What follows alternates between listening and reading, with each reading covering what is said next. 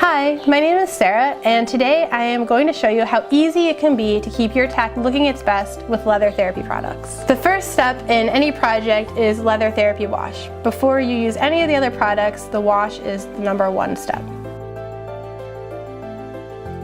Leather is made of multiple layers, and a lot of leather products only work on the surface layer. Leather therapy cleaning and conditioning products are special because they work from the inside out. Just spray the wash onto a damp sponge. It will suds a little bit, then apply to the leather. You don't have to scrub to remove stubborn residue buildup because the micro suds work into the leather to lift the embedded dirt and residue.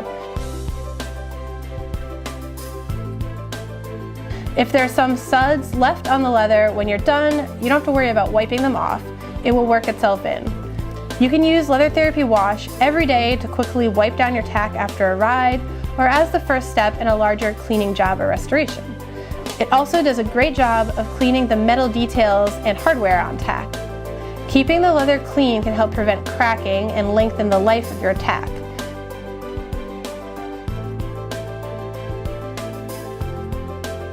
And that's it. Beautiful, high-end results without too much effort.